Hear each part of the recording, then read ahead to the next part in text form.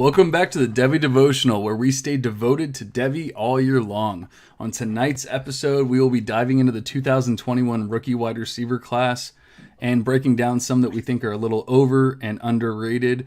I'm joined, as always, by Aaron Wilcox and by Alex Babyface Duchesnes.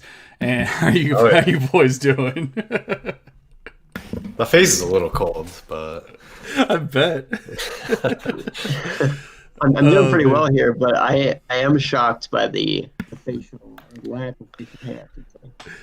When Duchesne's jumped on, because he just jumped on, he was running a little bit behind, which is why we're starting a little late. But when he first jumped on, you should have seen Aaron's face. I wish we had already been live, because he was flabbergasted. Like, he had no idea. He didn't even recognize it was actually Duchesne's. He was like, "Why did we get a guest host tonight? Like, what's going on?"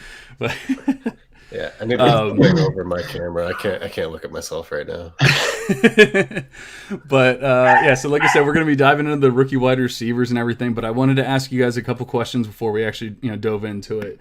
The first one is for Aaron, and it's we were talking about it a little bit before, but I didn't actually get like a full answer from you. But Duchesne's or Babyface and I are in an auction draft right now, and I stole 103 and 104 from him in this auction draft, and so I now own those picks. Like, how excited should I be, and how many nights in a row does he have to cry himself to sleep? I'm very excited for you, and I think we briefly discussed before the show, but I'm taking Jamar Chase. I'm taking Najee Harris at 103, 104, unless one of those top quarterbacks falls. So I really like the spots that you locked yourself into. And we'll see how things play out with the draft. But even landing spot, I'm not moving Chase significantly, if at all. And Harris is probably going to be drafted by a team who wants him to be a bell cow back. So I really like that situation you're in there, John.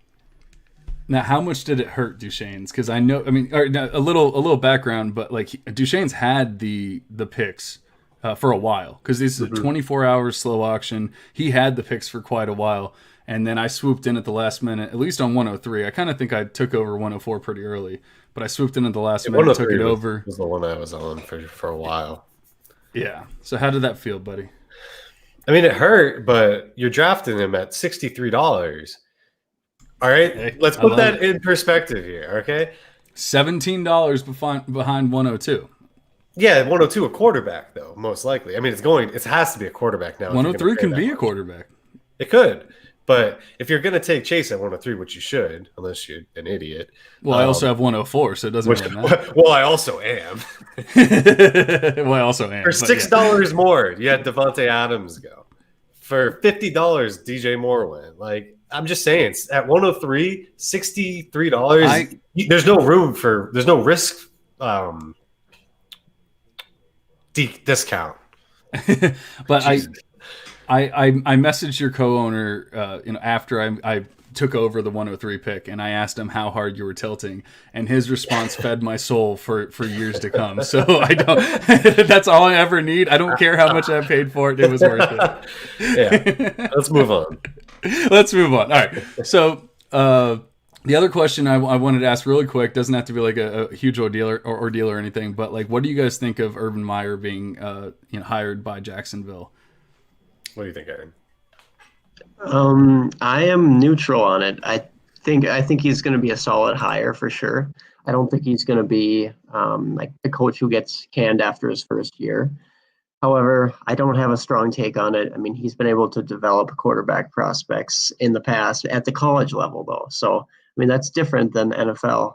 However, he's got a lot of cap space. He's got hopefully Trevor Lawrence, or I mean, maybe Fields, but that's a discussion for another day. But he's going to have a nice incoming rookie quarterback. So I like the situation. I think it's going to be a boost for Laviska Shenault. It's going to be a boost for DJ Chark. And maybe if they draft a tight end, maybe if they draft another weapon, it'll be good for J-Rob. I think he's going to feed J-Rob, assuming they don't draft a running back too. So, yeah, I like it.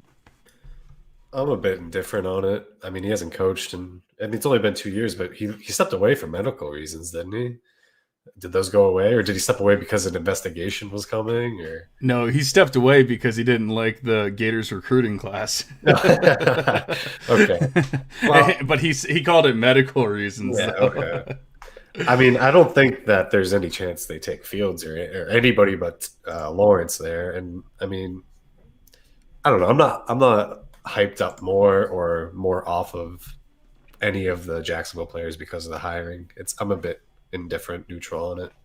Yeah. No, I think we're kind of the same there. It's not a huge boost to anybody. Yeah, I just didn't know. I mean, obviously you guys watch a lot more college than I do, so I just didn't know if you had any like big thoughts on it or anything like that. Not a big deal, but like I said, we're diving into the wide receiver prospects. Why don't you go ahead and start us off with like one of your top prospects? Well, I mean, Jamar Chase is the top prospect. He's my second overall rookie pick, like my second ranked rookie. I think he's I compliment him a bit to DJ Moore. I don't want to sound too stupid, but I think he's the best prospect for a wide receiver we've seen since Julio. Not the same type of player, but I mean, I just think he's can't miss. Makes me sound stupid for giving you shit about spending $63 on him in the auction, but I gotta find a way to sleep tonight. Exactly. Yeah. After Jamar Chase, though, it gets really close. I think before the season, I had Rondell Moore right there, clear cut number 2. I mean, now it's really up for grabs. I mean, I think Smith could be the second wide receiver. Moore, I mean, even Waddle, but I would stay away from Waddle at the second wide receiver. But those are really the top 3, I think, are Chase, Smith, and Rondell Moore. What do you have, Aaron? All right. Yeah, no, I mean, I'm totally there with you, Deshane's, on Jamar Chase being a top. He is tier 1 for me. And then there's a tier drop for how I have those wide receivers. But just to talk a little bit more for the listeners about Jamar Chase, I'm sure most people have heard how great his season was in 2019, like Blitnikoff Award winner over guys like CeeDee Lamb and Michael Pittman Jr. So he had that breakout season at the age of 19, so early breakout. And again, just to cover for our listeners, things that we want to look for in these incoming rookie wide receivers. We want ideally good draft capital, which we'll wait for, but we want to early declare. We want a breakout age of sub 20 years old, so ideally 19 or 18. And you want the college production. So Jamar Chase is checking those boxes. I think he's gonna check the draft capital box as well. But the guy, he outproduced Justin Jefferson, and I'm not going to start the argument of which guy is better because we've seen how great Jefferson is, and they play different roles. But Chase was the down the field guy, and that's not to say that he can't play underneath at the pro level though. So in a lot of ways, I like kind of a comp of an AJ Brown type of guy. I mean, I think ultimately Chase is a very versatile guy. While we didn't see him run a ton of different routes, he has the ability. If you just watch him play, he has the movement skills that he can do it. It's not something that we saw a lot of at the collegiate level. He ran down the field a lot. He ran curl routes, yes. He was effective on slant routes, but I think he can develop into a very, very well-balanced receiver. So ultimately, I'm agreeing with you there, Duchesne's. He's a stud. And then just to brush on a couple of the other guys, I actually have a large tier of wide receivers after Jamar Chase. So we are seeing Devonta Smith, wide receiver out of Alabama, ton of hype currently, right? And it's really a divisive topic right now. Can a guy with that low BMI who declares as a senior after a senior season, so he's kind of old, can he actually be this great prospect? And I know a lot of models say he won't be. I think I've expressed this to you guys before, though. Hitting on outliers is important. Like having a good model to narrow down which guys have a high probability of hitting is important to distinguish the good prospects. However, I think Devonta Smith is such an outlier. We really need to take that into account and say, hey, I think this guy is going to buck the trend. I think he's going to be able to make it just based on what he's done. What do you guys think about Devonta Smith? Well, he did dislocate his finger, so I'm worried about the BMI. He's going to be an outlier either way. I mean, if he hits with the late declare and everything, that's a bit of an outlier. But he also had like a 90% dominator rating, which if you don't hit with that is a bit of an outlier. So, I mean, I think he's very safe. I think like. I don't know really what else to say. Like, yeah, a couple other guys who, sorry to cut you off there, but to add on to what you were saying, I mean, Will Fuller, AJ Green, a couple of guys, just off the top of my head, who hit at a pretty low BMI, and Devonta Smith, like you said, has the elite production. If you use adjusted dominator rating, so it basically adjusts for later breakouts, but still giving them credit for what they did for dominating in college. He scores out very impressively. So I don't know. He could definitely be a guy who could bust. There's a little bit more risk, in my opinion, compared to Chase, because there are those holes in his prospect profile. But I mean, film-wise, he's a very smooth player, very versatile. I probably would take the two quarterbacks, the two running backs, Chase, and maybe another quarterback. I'm not going to reach for him at 3, 4, or 5. If he's there at 6 or 7, I'm probably going to pull the trigger on him. But it'll be hard to take him over Rondell Moore. But the way people are talking right now. I don't think you're getting him at 6 or 7. Yeah, exactly. Like I'm just not going to be the one that reaches for him.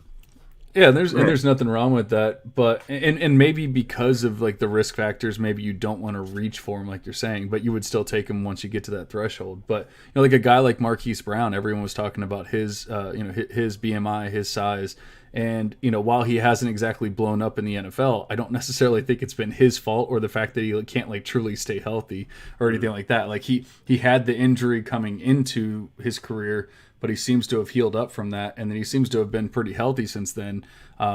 So, like that's at least one example, like recently, where we can say like a guy that didn't really have a great BMI.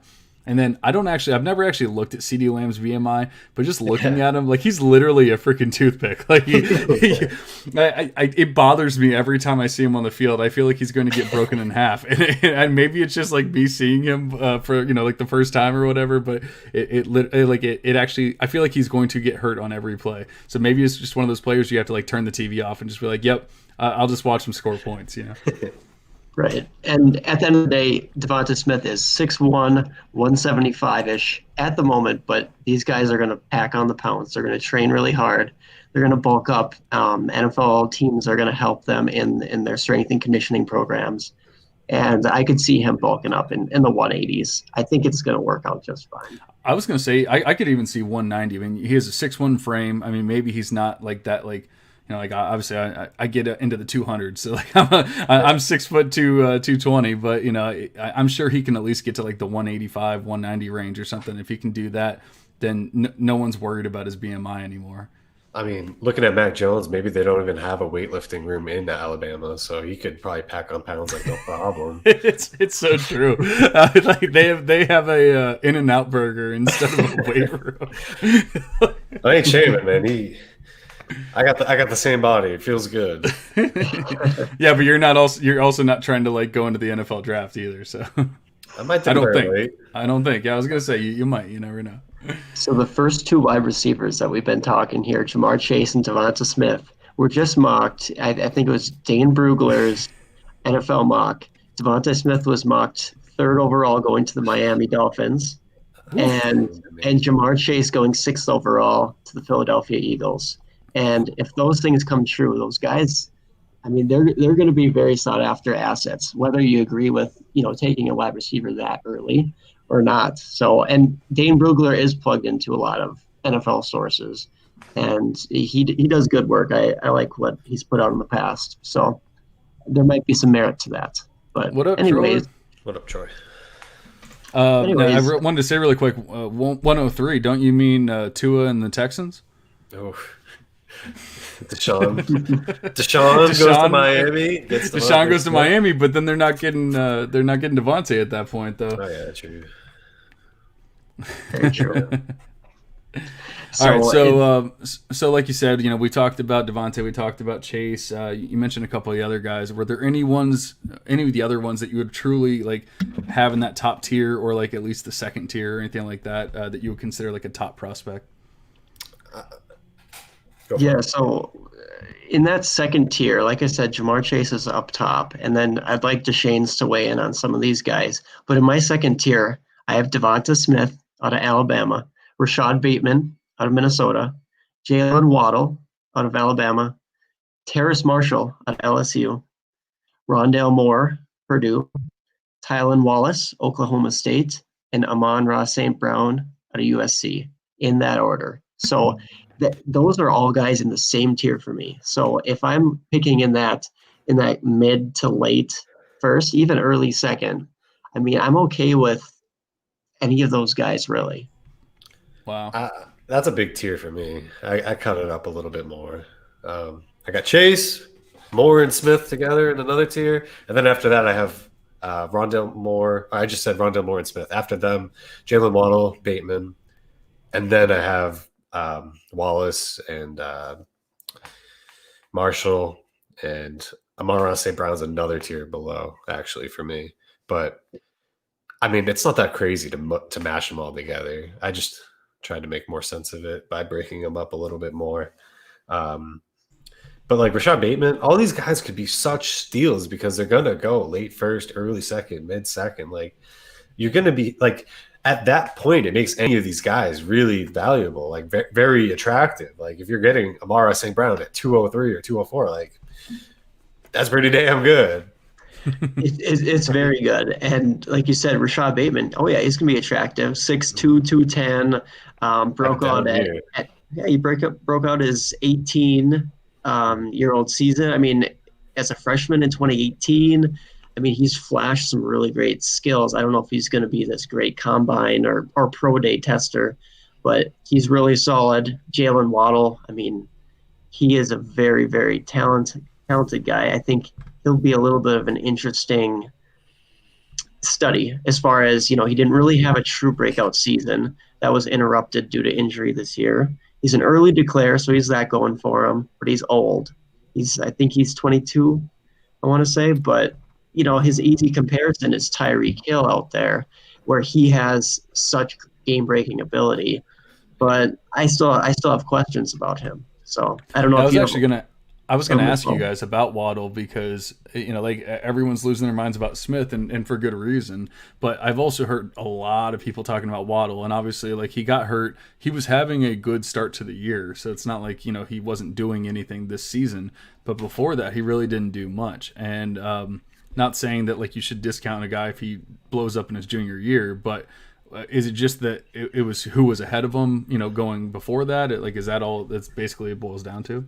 Yeah, I mean, that wide receiver room was ridiculous. Yeah. With Judy, Ruggs, Waddle, Smith, you also got to hand the ball off to Josh Jacobs and Damian Harris, and then this year Najee Harris. Like, the room is just ridiculous. What do you think, Aaron? Jalen Waddle is Waddle is one of those guys where it's really hard to break down what he's been able to do as far as his statistical output. So first part of the season before he sustained that ankle injury, he was actually matching Devonta Smith. Yeah. Stat for stat, dominator rating. I believe he was slightly outproducing Devonta Smith early in the season. And so we really didn't get to see that breakout season that he was on track for this season. So we didn't get to see that technically, but, in my book, he was putting up the numbers. He was projected to sustain close to that pace. He was going to have a breakout this year. And like I said before, that athleticism is there. I'm hoping he can test, but if not, you just have to trust the tape on him because he is explosive. Yeah, what I was going to say before I forgot is Jalen Waddle doesn't get hurt. Devonta Smith doesn't win the Heisman this year. Not a doubt in my mind. Yeah, that's probably a good point. Definitely. All right, so we had a couple different tiers there. Aaron had his massive tier, but but it also it points to the depth of the class, and you guys had already talked on the previous episodes about how you want those second round picks, and like if you can get them thrown into a deal or if you want them cheap, that's the way to go, and that like I said that goes to that point. But now we're going to get to some of the guys that are going to be drafted early, but a little overrated, and you're not going to. I mean, kind of like Duchesne's was talking earlier with Devonta. Like you're just not that you wouldn't take them. You're just not going to take them where they're going to go. Yeah, it's hard to gauge for me right now, especially without the draft capital. But it's just hard to gauge like what the consensus is, and sure, like no one really sticks out to me, and I'm like, this guy's going way too high. Like Henry Ruggs at the end of the first last year or something. Like that was easy to say, no, that's too high. It would be a case by case basis for me. Like if you said Rashad Bateman 105, I'd say that you're overrating it. But as far as consensus goes for me, it's hard to really gauge who is really being overrated right now. I mean, what do you have, Aaron?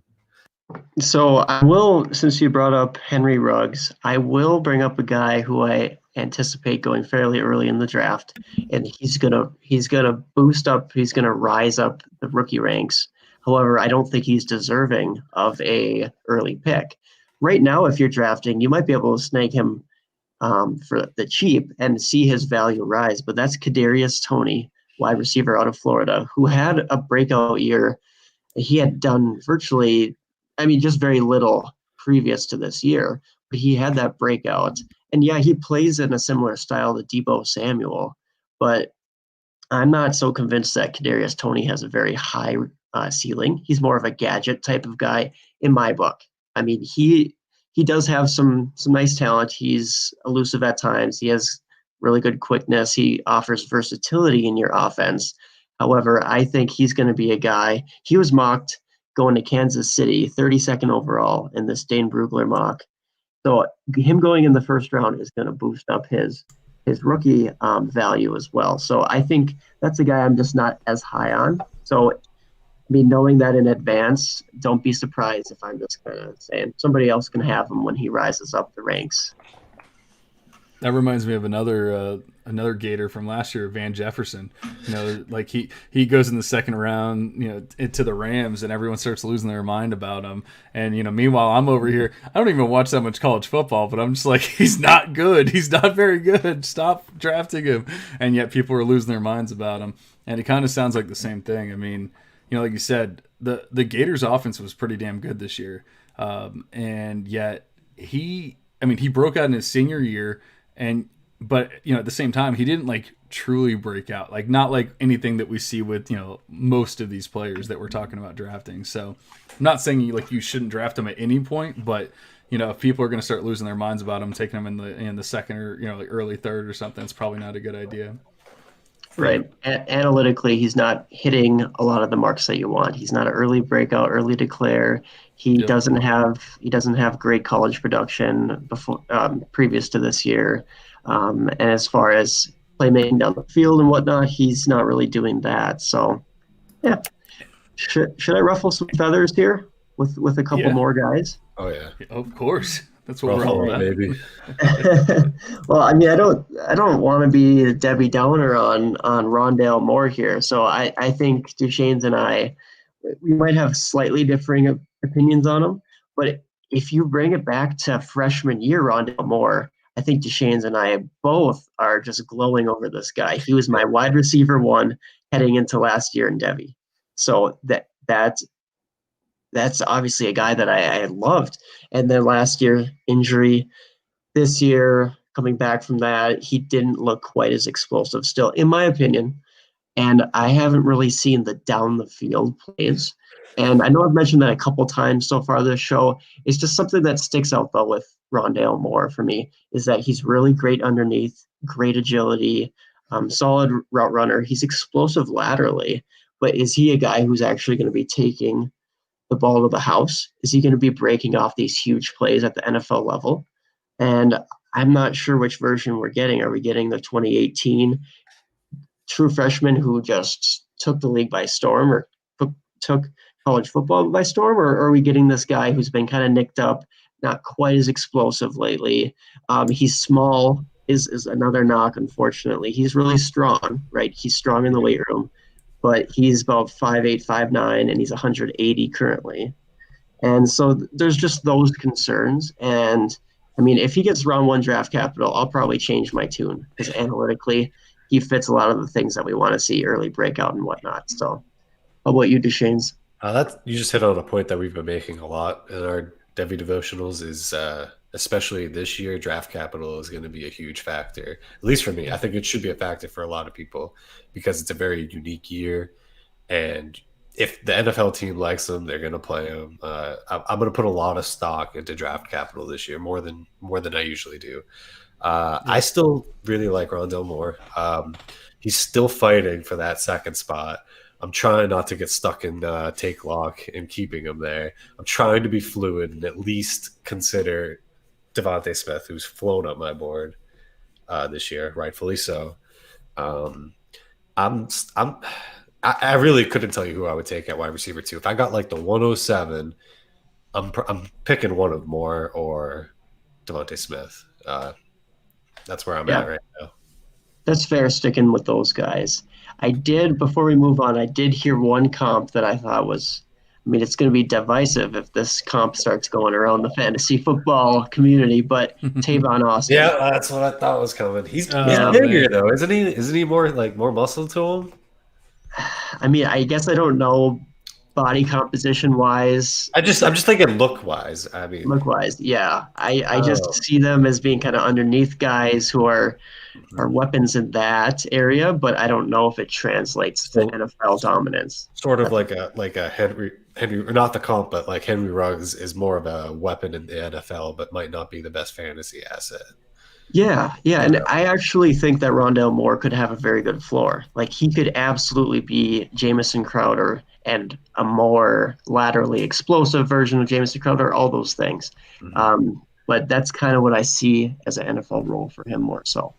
So you might have already said this, but what were the injuries? Because I see he played, I think 4 games last year and 3 games this year, or maybe it was last year. He had like a Nick Chubb type of. I mean, I don't know if it was the exact. Did they disclose it? I'm just saying what it looked like. It was a knee. I think it was his left knee, and it was like Nick Chubb's where it got super hyper extended and.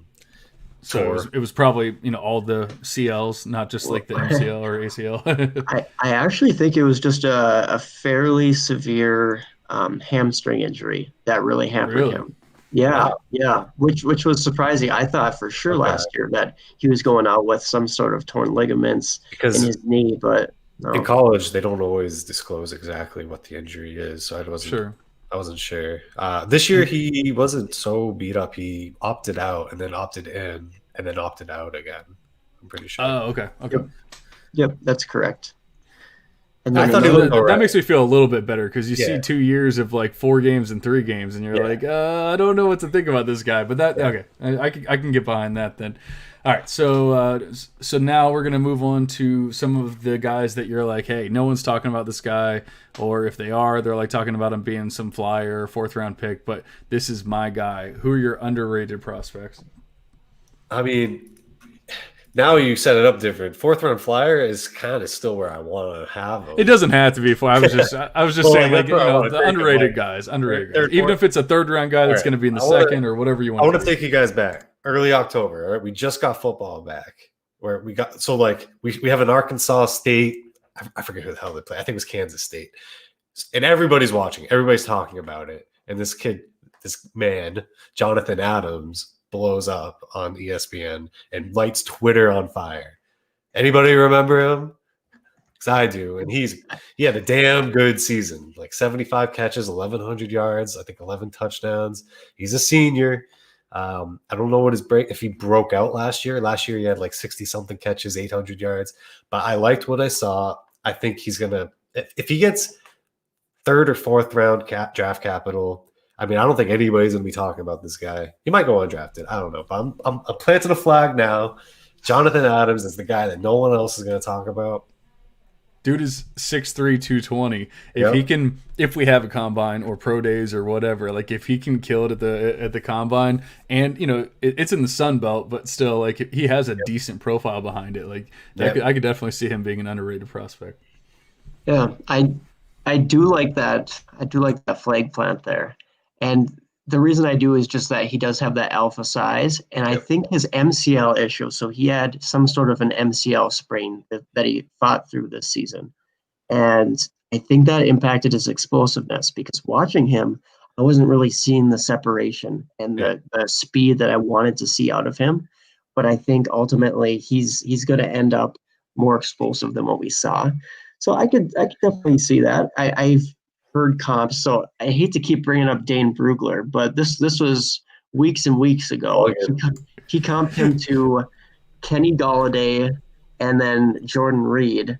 If you guys know who Jordan Reed is in the scouting community, he comped him to like Preston Williams and A-Rob. I was kind of thinking Preston Williams myself, actually. Yeah, so I can see it. I'm not as high on him. Let's see, what do I have? I don't know what he was ranked out of high school. Preston Williams was a pretty highly recruited guy, but he got in some trouble. That's why, and then he went undrafted. I don't know how highly recruited Adams was, but I don't know. Yeah. I got that warm fuzzy, man. He's in that tier in the mid-20s for me, Jonathan Adams is. So you should be able to get him in the 4th round unless he gets 3rd round draft capital or something. Yeah, great call with the 4th round one. Like I said, you have to be at least slightly intrigued by the size and like somewhat of the profile. So after that, we'll have to wait and see what happens. And I just pray to God that we actually get a combine, because otherwise, like you said, we have to base everything off of the draft capital at that point, because it's going to be like, if he goes undrafted, sure, throw him at the end of a rookie draft or something. But if he goes in the 3rd round or something like that, that's completely different. You guys want to hear my favorite wide receiver as far as at cost being slept on right now, in my opinion? Okay. Tamorrion Terry. I like it. Tamorrion Terry, FSU. And I will just briefly talk about him if our listeners are not familiar. But, Terry is this guy who's really getting forgot about because he had some drop issues, and then his 2020 season just didn't materialize. He ended up leaving early after not having much success this season for FSU. But he's 6'4", 210. He's got this great playmaking ability. As far as you think 6'4", 210, this guy's probably like this perimeter contested catch guy. Oh, no. He is very elusive, and he's very explosive for his size. And in my estimation, I think he's going to break the combine if there's a combine. I think he's going to be similar to DK Metcalf, not necessarily reaching the same heights that Metcalf did at the combine, but similar as in he's just this really tall, fluid.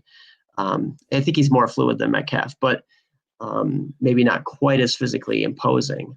And I see such great plays out of him. I mean, maybe we could see like a DJ Chark type of trajectory for him. But honestly, he flashes hands. He does have some drops problems, but he is a guy who you can use in the screen game. You can use him deep down the field, and he can be an end zone threat. So Tamorrion Terry is a guy that I just really love. And I think fantasy owners might be able to snag him in the early 3rd round of drafts right now. That's why I like how you framed it with at cost and everything, because I think before this season, or maybe through last season, he was probably a top 5 wide receiver for a lot of people in this class, and he's gonna probably go, or you can probably grab him early 3rd. So yeah, I really do like that a lot. Yeah, no, that's a really great point too. Like the Devy community was on him, and then now a lot of people are off of him again, and I think this is just a good opportunity to buy. I got a guy like that too myself, actually. A guy that everyone was really high on this year and has fallen off hard is Seth Williams, Auburn. So if you guys don't know, he went up. He had a game against J.C. Horn, South Carolina, and J.C. Horn might be the best corner in this class, and he shut him down. It was like a big profile game on ESPN, And ever since then, he's just fallen off. No one's talking about him. He was like a top 3, 4, 5 wide receiver coming into this year. You're probably going to be able to get him late second now. And I really do like that cost for a big playmaker like him.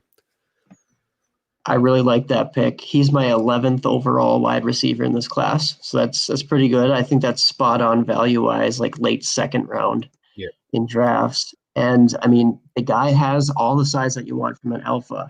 And he has so much – he is way more fluid than N'Keal Harry type of guy. Like, in a lot of ways, I see him as similar to Bryan Edwards. That's just from my opinion, but he has great contested catchability too. And at that size and how he moves, that's sweet. Yeah, I like it. I obviously I have no idea who you guys are talking about, but I'm writing the names down as you guys mention them, and I will definitely be diving deeper on them. So, we talked a little bit about the overrated and the underrated. I feel like at this point we need to take a break so we can get our sponsor, Dane Brugler, to come on, have a little convo. No. Contender connection at checkout. Yeah, exactly. I'm going to have to contact Dane and see if we can get him on CC over there. But yeah, I don't know how that came about that I started referencing him so much today. I swear I don't just follow him, but all right, so maybe I kind of set this up the wrong way on the last one, but now are there any of the complete flyers, just like guys that just no one truly knows about? I guess, like I said, maybe I set up the last one wrong, and maybe you've already talked about him, but yeah. So there's this guy on Arkansas State, Jonathan Adams. I've heard that one before. How about oh gosh, I have a bunch of guys. DeMonte Coxey, Memphis. And Coxey, I don't believe he played this year. I think he sat out this year. And so he's being a little bit slept on for that reason. He was an LSU and Alabama scholarship recruit out of high school. But I mean, he struggled with grades, and ultimately he chose the Memphis route. But he was very, very impressive sophomore and junior years. And he has the frame, he has all of that size, he has that number one ability, and he has the hands. Like he's able to adjust to back shoulder fades, jump balls. And he has some yak ability for a fairly big wide receiver. So I believe that, I mean, style-wise, I'm not saying outcome-wise as always, but style-wise, I see maybe a little bit of like Chris Godwin in his game. Like I see some really talented guys that he plays like. So I don't know if you like him at all, Deshanes, but that's one guy I think right now is being valued in the third round of most drafts. Yeah, I mean, it's hard to know exactly who's a complete flyer. Like, is Elijah Moore a complete flyer at this point, or no? He's pretty high on a lot of people's boards, right? Yeah, and he's my 12th ranked guy in this draft class for wide receivers. So he is. Yeah, I don't think that qualifies as a complete. I think I already used up my flyer on Adams. That's okay. I mean, it gives us an excuse to briefly touch on Elijah Moore. And we were asked this earlier today by our friend Crescent, and Elijah Moore he's not actually as undersized as some people think. He's 5'9", but he's 185. He's really, really worked on bulking up, though, because he was like 160, I want to say, coming into college. And he sat behind DK Metcalf and A.J. Brown. And then as soon as they left, he took off. 2019, he officially broke out at 19 years of age. So he's got a young breakout age that we like to see. I mean, he had a 45% dominator rating at 19 years old. And then this 2020 season, he's lighting it up as well. So, yes, he's a smaller guy. He's probably a slot weapon, but we can definitely project him to be, I mean, if he is utilized correctly in the slot, he could be pretty productive for fantasy owners in PPR formats especially. What was more, I see that he missed some games. Was that due to COVID? Was that due to injury, opt-out, or? I actually don't know enough about what happened missed games-wise. I know when he was playing, he was extremely productive, and I don't have any injury concerns based on what I've seen. He had over 10 Yeah. catches in all but one game this year. Very productive guy. 86 catches in what, 10 games? I know the SEC had 8. some COVID issues, so Yeah. I wonder if it was more COVID related than injury. I just didn't know if there was some big injury that happened, after he played a few games. Or it seems No like he big played injury. 8 games this year. 8 games, yeah. No Nope. injury there. Yeah. Nice. As far as a couple more Flyers that we can chat about briefly, I'll just go through a couple of guys I'd like to touch on.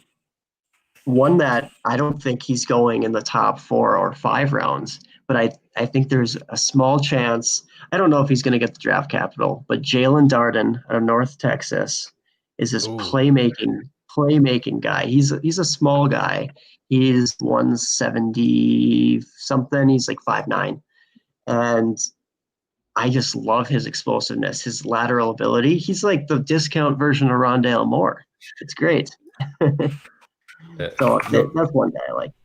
Texas, Yeah, he's 5'9", 174. So I got family there in Denton, Texas, so like the pick there. Okay. So you go to all the games? Oh yeah, all the time. No, I mean, they definitely had a good senior. Now, it is a senior year, but it's also a small conference and things. And I think that has to play into it sometimes when you're talking about these guys that do stay an extra year. Like, how terrible was their team? How I have no idea how good or bad North Texas was, but I just, I know that they're not necessarily on the map. So, yeah, he's just a guy who recently caught my eye. I don't have him super high or anything, but a couple other guys just to keep an eye on in your rookie drafts or in this pre-draft process would be Daz Newsome out of North Carolina. So he's getting overshadowed by Daimy Brown, and for good reason. Daimy, which we somehow didn't touch on today. He's a guy who I have 10th overall for my wide receiver rankings, but I also like Daz Newsome a little bit later in drafts. He's a little bit – he's just so versatile. He doesn't have one way that he wins. So I don't know if he's going to be the most flashy guy out there, but I could also see him being just a nice number 2, number 3 wide receiver at the NFL level. So maybe not quite the upside that people are looking for, but I think he could be a solid wide receiver. Pretty crappy senior year, it seems like. Yeah, he didn't have the best, and that's definitely a concern as well. And I think once you get into this flyer range, sometimes we should just look for upside, like Nico Collins. Nico Collins, he didn't play this year, but he's a wide receiver out of Michigan. He had some first-round buzz. I don't know if it was it McVay? All right, McShay, sorry. Or if it was Collins. I might actually try to look this up. Anyways, he was mocked in the first round last year, and I was very surprised. It was Todd Mache to the Packers, like 18th overall in a mock draft last year. So he's got this size, and he's got some big playability. He's not a burner by any means, but he's 6'4", 215. He's a decent athlete. I'm not sure if he's got that big-time upside, but if the NFL likes him and gives him draft capital, he's a really good late flyer. Do you have some guys that you're higher on than you think consensus is? Like Daimy Brown, I think is probably one that you just mentioned. Yeah, I'm a little bit higher on him, and we touched on Elijah Moore. Tylen Wallace, which I did mention. I have one more. That Chris Olave, I'm pretty high. I mean, everyone knows Chris Olave. He's probably like a mid-second-ish, early second. I'd probably take him early second. I like Chris Olave at Ohio State quite a bit. Yeah, that's really fair. I mean, he broke out at 19 years old. I mean, his special teams ability, I think NFL teams are going to love that. He's a really good route runner. He won deep this year. He actually was showing some big plays, which was really nice. He's got this slender build. I think he'll bulk up. He'll be fine. And ultimately, it's another guy I'm not sure about the upside for, but if he turns into like a Tyler Boyd type of guy, you're happy with that from the second round of your rookie drafts. So, jumping back to some Flyers, what do you think about Tutu Atwal out of Louisville? Yeah, I mean, really great speed. I mean, he's just so explosive. He's everything that we want Marquise Hollywood Brown to be. Well, I shouldn't say that because, I mean, Marquise has been okay at the NFL level. We touched on him earlier. It's not all his fault. But Tutu Atwal is also really tiny. Yeah, he's small. He's a small dude. He is. That's a flyer here. Let's see. Tutu Atwal is 165 currently, but I could see him being in the 170s and making it work at 5'9". So, yeah, as a flyer, I like that call. I have him higher than some. He's in my lower 20s. Mm-hmm. I actually think Sage Sarot. He's dropped quite a bit in my rankings or in everybody's rankings, but he still could make some flashes, get day 2 draft capital. I'm not high on him. I mean, I think he's kind of the JJ Arcega-Whiteside type of guy. Don't mention that name here. I know. It doesn't feel good to say it, but I'm just warning people that even if he gets day 2 draft capital, there's a chance he just ends up being that big guy. Yeah. So I'm kind of putting you guys on the spot here. So just tell me if you can't do it. But do you have enough like rankings? Do you have enough in your head at least to do like a quick 12-man draft? Yeah. Or yeah. Okay. Well, wide receiver only or wide receiver only? Wide receiver only. Okay. Because like you said, we didn't touch on every single wide receiver that maybe would doing it. So maybe just like say I picked this guy, and if we haven't touched on him, maybe just like a quick synopsis of why, like that kind of thing. I really love so that we started idea. with Duchesne's. So we'll start with Aaron for the first overall pick. Okay, you made it really easy for me, Jamar Chase. Do we need more synopsis on Jamar Chase? It doesn't seem like it, no. So you're gonna put me on the spot at 2, and I'm still taking Rondelle Moore. I'm doing it. Wow, my feet are stuck. I feel like that is definitely not consensus, but it is conviction. So I like it. I'm going to go with Devonta Smith here. As far as current hype goes, that's going to boost his value. I still think he gets that draft capital. Like we talked about earlier, we don't need to spend any more time on him. I think there's a lot of things to like, even though there are those detractors from his profile. So I'm going to pick Devonta Smith out of Alabama. And all right, and if we're at 4 here, I'm sticking upside, and I'm taking the other Alabama wide receiver, Jalen Waddle, at 4. Wow. Waddle at 4. And I mean, having played handful of games, not even. So now, obviously, like we know, like your opinion, your picks are always going to be different than somebody else's picks, like that kind of thing.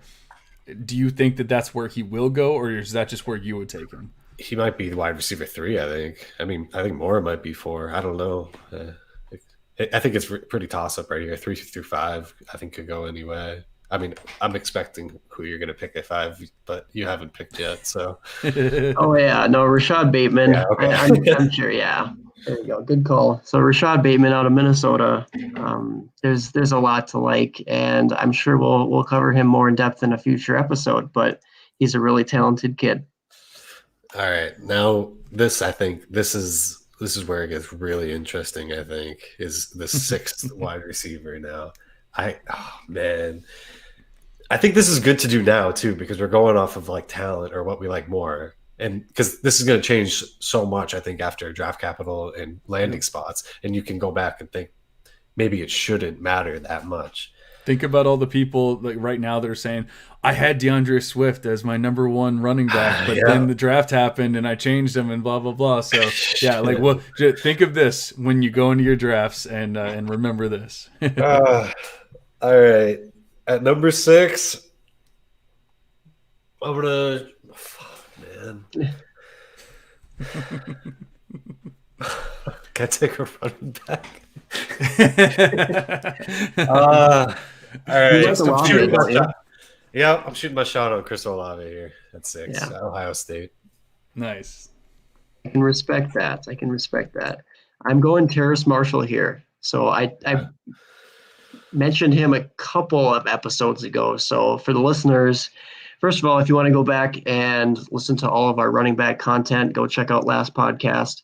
The one before that, we went over some guys, including Terrace Marshall in a mock draft where I had taken him in the late first round of a Superflex startup mock draft. It was probably too early. I think I took him at 112. But Terrace Marshall out of LSU is a guy who he did break out. Well, I don't know if technically he's going to qualify for a breakout, but he played with Jamar Chase and Justin Jefferson last year, and he still had a ton of touchdowns. And then he truly broke out this year in a not very good situation, to be honest. So I'm going to take Terrace Marshall here at number 7. All right, at number 8. Well, real quick, Duchesne, do you have any thoughts on Marshall or no? I love the pick. I mean, Marshall could have been the 6th pick easy over Olave. It was more my conviction taking Olave over Marshall. Do you think he's similar to T. Higgins at all? Terrace Marshall, that is. I could see it. I could see that. I mean, it's crazy how much fantasy has gotten attracted to T. Higgins. I mean, they love T. Higgins now, and it's good to see. I mean, I loved him coming out. I mean, he's a baller, but I mean, he's going at some crazy. He's going like fringe wide receiver 1, I think, in startups right now. But yeah, where are we at? Number 8? Number 8, you're on the clock. Yep. So I think there's people I really like that I would take here, but I think the right pick here is probably Amon-Ra St. Brown out of USC. Kind of a slot guy. He's not very physical, I don't think. And he doesn't go up and get the ball, but he has very good body positioning, I think, to make the catch. My thing with him. Oh, go ahead. No, sorry to cut you off again.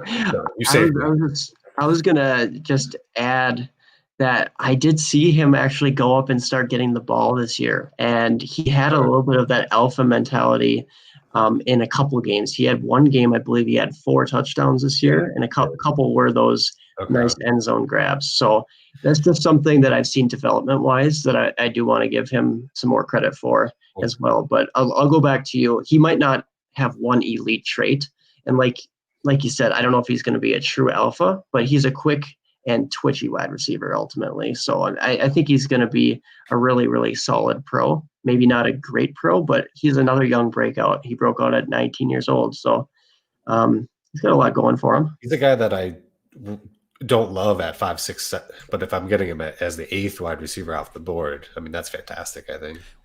Now, Devy wise, was he a little bit more, a little bit like higher of a prospect going into this year? Did this year kind of kill? Yeah, it kind of killed his value, or not killed it, but like took him down. I think others bounced ahead of him or jumped ahead. Yep, it's definitely a case of other guys rising versus Amon-Ra disappointing. So Terrace Marshall rose up. We saw Devonta Smith really shoot up, and then. I mean, there's just this huge tier of guys. Chris Olave did well this season. You could easily swish him around with Amon-Ra St. Brown. There's a lot of guys. I think Olave might have been a little high in this, but I don't care. That's fair. So penciled in at number 9 overall for the wide receivers, I have Tylen Wallace of Oklahoma State. Sorry to snipe you there, Duchesne's. But this guy is a stud, and we haven't really got an opportunity to talk about him today. But I really love the physicality, the run after the catch, and he plays like a really big receiver. But he's 6 foot, 190. He'll probably be closer to 200. But man, oh man, he's got a lot going for him. I know he tore his ACL in 2019, but he showed that he's back to his previous self this season. So I really like his speed on tape, more so pre-ACL tear. He's still fast this year, and I think 2 years post-ACL recovery, he's going to be looking great as a rookie. So I really like Tylen Wallace out of Oklahoma State. Yeah, you really took my pick there.